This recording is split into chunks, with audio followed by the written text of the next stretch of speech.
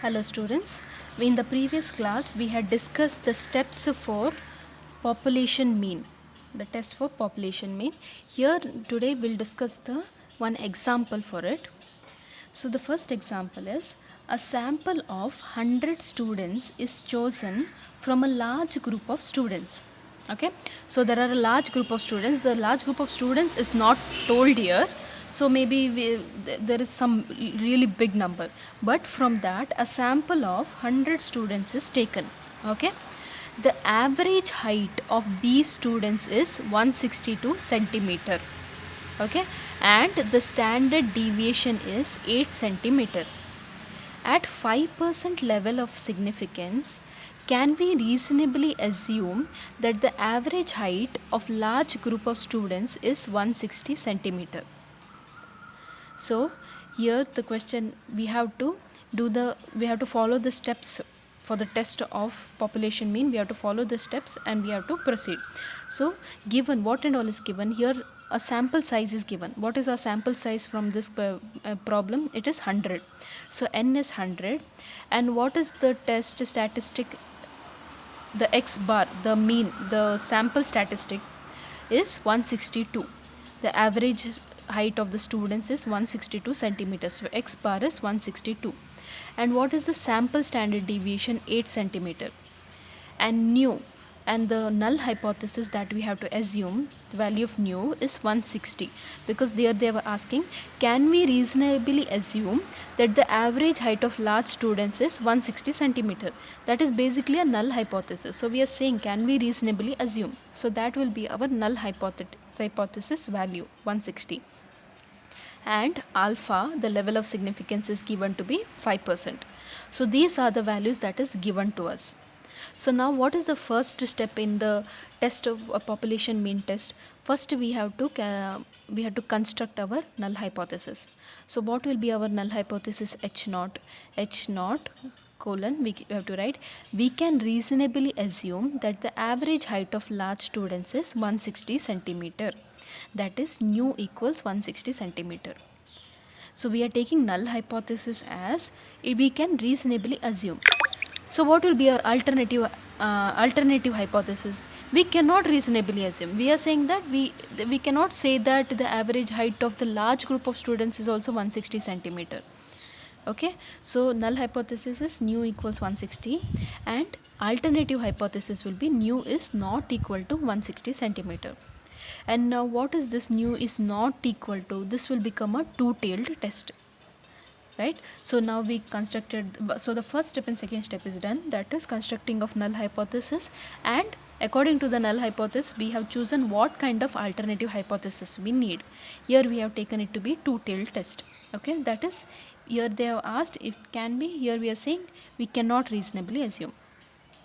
After that, the third step is calculating the test statistic value, that is z. The formula is given by x bar minus nu divided by s divided by root n. Here population standard deviation is not given in the problem, but the sample standard deviation is given. So they have told us, in case the population standard deviation is not given, we can replace it by the sample standard deviation s. And n is the sample size, x bar is given and nu is given. We substitute the values, 162 minus 160 divided by 8 divided by root of 100. So that is 2 divided by 0.8. And so the test statistic value after calculating, we got it as 2.5. Okay, so this was our third step, calculating of test statistic. What was the fourth step? According to the alternative hypothesis and alpha, we have to choose the value of k. The value of k is chosen from that table. Okay, now the value of alpha is 5%. So at 5% level of significance, the critical values are minus 1.96 and plus 1.96. So what is the test we have taken here? Two-tailed test, isn't it? So for two-tailed test and at 5% level of significance, we'll see what is the k value according to the table. For two-tailed test and at 5% level of significance, our value of k is this one, that is minus 1.96 to 1.96. Okay, So at 5% level of significance, critical values are minus 1.96 and 1.96. After that, what is the fifth step?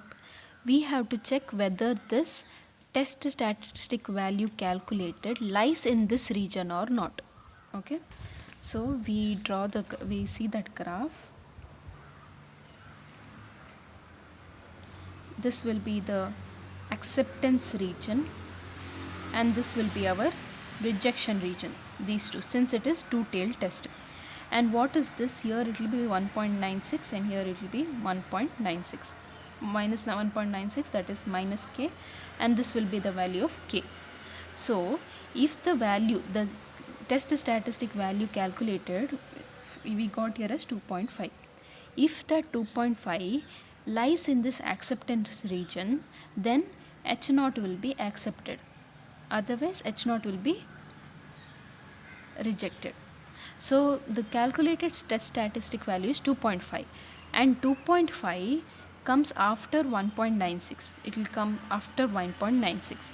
So what we say, so what is it basically? So this comes in the rejection region, and when this comes in the rejection region, H0 is rejected.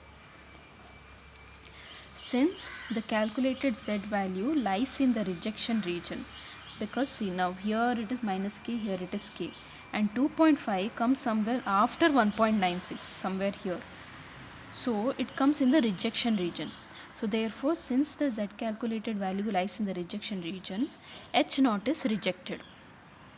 Therefore, what is H0? H0, we had said that we can reasonably assume, since this is rejected, H1 is accepted. That is, alternative hypothesis is accepted. And what is our alternative hypothesis? We cannot reasonably assume that the average height of large group of students is 160 centimeter. Okay, so we are done. Here 5 steps are there. Basically, we first read the problem. While reading the problem, we have to clearly know what is the sample size. We have to see whether it is the sample size or the population size. You have to not get confused. Sample size we have to take, n is the sample size. We have to take n, and then we have to find what is x bar, the sample mean. That in this problem they have given the average height. The average we are dealing with the height of the students. So the average height here is the sample mean, that is 162 centimeter. And the standard deviation is given, and then nu. We have to also be very careful what we are taking the null hypothesis value. We have to read at last here they have given, can we reasonably assume that the average height of large group of students is 160 centimeter. So this was our null hypothetic value, and the alpha, that will be the 5% level of significance in this question. So once we get this, then we have to proceed step by step. First will be, we have to construct the null hypothesis, then accordingly we have to construct the alternative hypothesis, then we have to calculate what is our test statistic value, and after calculating the test statistic value, we'll then, depending on the alpha value and which tail test, whether it is left tailed, right tailed or the two tailed test, depending on these two values, the values of k we'll know from the table. You'll have to know the 4 values, so from the table you will get the k values, and after that, once you get that, we'll have to check whether the calculated value lies inside this or outside it. If it lies in the acceptance region, then whatever H0 we have taken, that is true. If it lies outside, then H1 will be taken, that is H0 will be rejected and H1 will be taken. Okay, we'll see one more problem. After that, maybe you all will be clear with this method. Okay, we'll see it in the next class. Thank you.